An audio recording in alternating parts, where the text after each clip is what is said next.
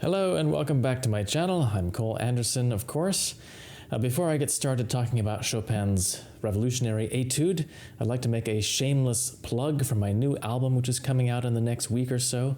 It should be hitting all the main online streaming platforms in that time frame. It is my complete performance of the Première Année de Pèlerinage, the first year of pilgrimage, by Franz Liszt, his Swiss year. So that includes all 9 pieces on that set. And also, it should be noted that these are not exactly the same performances as what I've uploaded on my channel before. I re-recorded some of the pieces. I've done a bit of editing and remastering so that they sound as good as they possibly can. So you will be hearing something new if you go look those up later on when they come out. And also, another little plug for a concert that I'm going to be giving in Washington State on Vashon Island. This is on September 7th, a Saturday at 7:30 p.m. with a lecture by yours truly starting at 6:30 before the concert.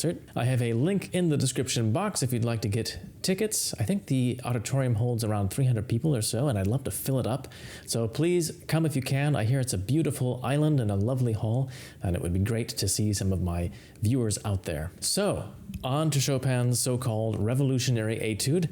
As with all of Chopin's etudes, the title did not originate with Chopin, but this nickname is perhaps one of the most likely ones out of all the etudes. This is the left-hand study, at least this is the one that everyone thinks about, and actually Chopin wrote a few studies that focus primarily on the left hand.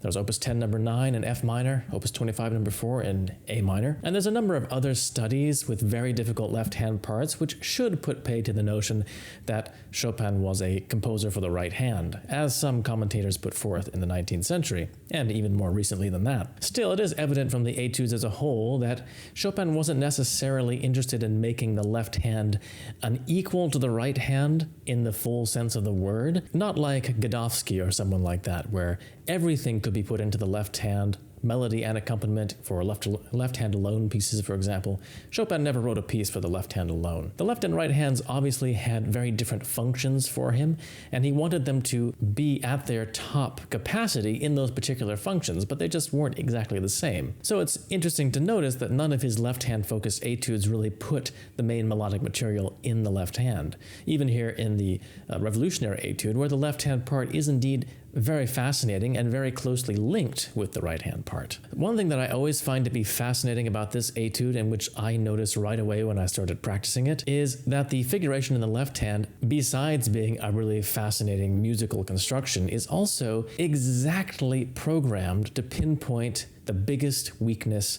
that I think a pianist has in their left hand. And I'm talking about particularly the weakness between this area, the middle 3 fingers of the left hand, 2, 3, 4. Interestingly enough, I actually don't find usually that the 5th finger is that weak for most pianists in their left hand.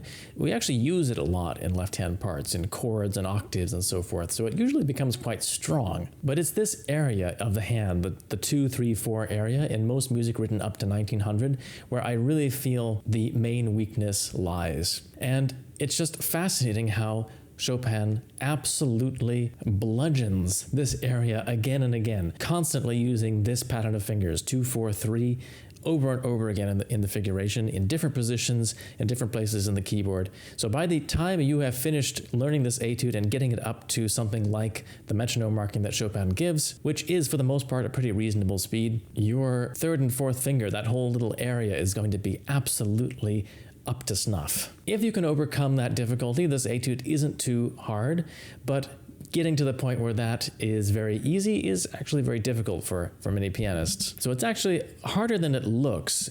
This might not even be the ideal first left-hand study for most pianists. You might want to start with one of Czerny's etudes for the left hand. He has actually a whole collection of etudes just for the left hand. That might be a better place to start than the revolutionary etude. Or for that matter, Opus 10 number 9 is quite a bit more approachable from my view than this one as a starting point. And Opus 25 number 4, of course, has a totally different type of technique, but also probably a little bit easier to manage if it's your first time trying to do something which is really heavy on the left hand. So yes, this is usually called the revolutionary etude, and there definitely is something kind of reminiscent about explosions and cannon fire and battle about this opening.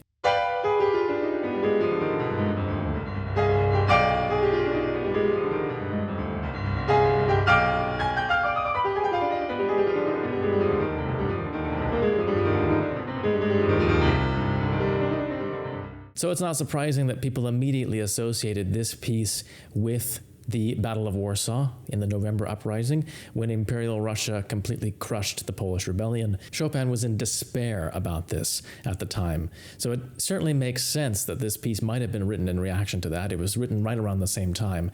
Chopin, of course, was such a private person. He never divulged the programs behind his works. But I still feel that this is probably the most likely piece to fit its nickname in his imagination. After this opening, which is so redolent of the sounds of battle, the main theme is also very jagged and defiant and really seems like a call to arms. From a technical standpoint, you should notice in this introduction that Chopin has marked these accents on every downbeat, and I think that's extremely important. A lot of pianists actually don't make very much of those accents, but I think they really have to be there. So the final tempo should be no faster than one that allows you to really bring out these accents very strongly and powerfully. One reason why I think it's extremely important is that a few bars later, when we have all this figuration in both hands at the same time, you'll notice that he stops writing accents on the downbeat. At this point, our ear can't help but shift to hear the high notes of the figuration as the beat. So therefore, we are shifted offbeat a little bit. It's a very kind of Schumann-esque technique that Chopin's using here, so that when you arrive at the downbeat on the octave C over here, it's kind of a shock to be jolted back to this feeling of the downbeat.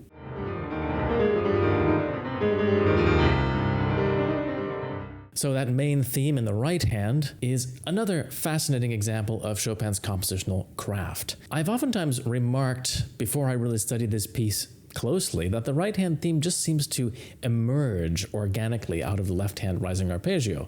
And I always thought that that was just kind of a rhythmical thing, because the left hand kind of runs up to the top of its range, and then the right hand follows with this uprising motive. And that's true, but another thing which never really occurred to me before is that the left hand is actually tracing the same notes of the right hand melody in advance.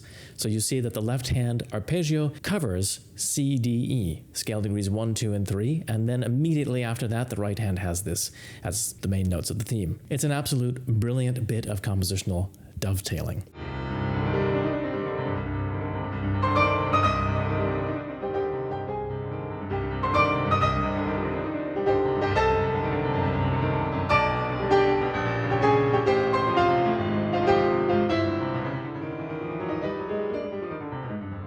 As is standard in a Chopin etude, if you've seen any of my other Chopin etude videos, you'll know this by now, there is a development section after the main theme, which modulates to different keys, and in this piece it culminates in this magnificent moment when the original left-hand figuration comes back on F minor. So this is the subdominant preparing for the dominant and then the tonic. Very similar to the last etude I had actually on here. Opus 25, number 12, had a very similar kind of harmonic trajectory.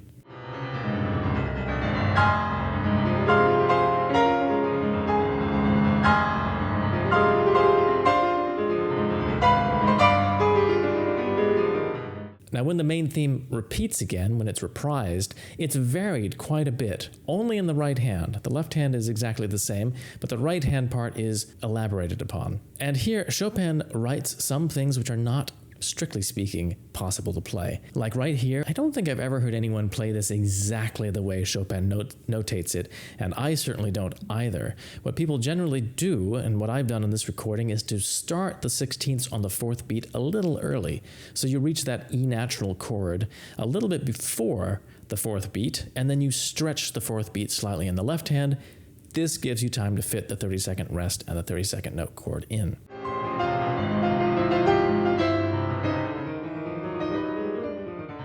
It's a very simple little bit of adjusting once you get used to it, but it makes a passage which at first seems to be absolutely impossible to play in time quite manageable, and you get the rhythmic effect across quite well this way. I think that this notation was just a simplified way of notating something like a group of 7. Perhaps Chopin would have written it across two beats as a group of 7 if he'd had his way, but probably he wanted to avoid that kind of unconventional notation at this time, because printers didn't really like that sort of thing, and publishers probably would have thought that it was confusing to the layman. So you have to do something similar in measure 62 here as well. It's the same kind of situation. Otherwise, it's practically impossible to play that exactly in time. And the rhythm doesn't really come across if you are trying to literally play a triplet followed by 3/16 and then a 32nd rest on a 32nd note. It just doesn't quite work in reality. So I hope you're all appreciating that I'm giving away my secrets here. Ordinarily, I would never tell audience members this. It's like a magician giving away their tricks. But for my fans here on YouTube, who have the patience to listen to me yap on about the music before I play it, I think you deserve to get all the little details. So speaking about playing the piece, I think I probably should get around to doing that now. It only remains for me to mention that there is a very magnificent and very long coda. This is exceptionally long for the Chopin Etudes and very, very dramatic, but there's not really actually that much that needs to be talked about in regards to it. The opening figuration comes back in a very dramatic and fantastic way. It is quite interesting, by the way, that he ends with something which is not a typical cadence for the end of a piece. He doesn't end with the dominant or the G chord going to the C chord. Instead, he ends with actually the major 4, the minor 4, and then a suspension leading to the tonic major chord. So it has almost a little hint of something vaguely ecclesiastical about it. You know, this is the Amen cadence, the famous plagal cadence 4/1. I think it just adds to this kind of fervent intensity that's behind this music and makes it all the more believable to me that this is representing his love for his homeland, his anger at what has occurred, and his determination to fight against it, at least in spirit.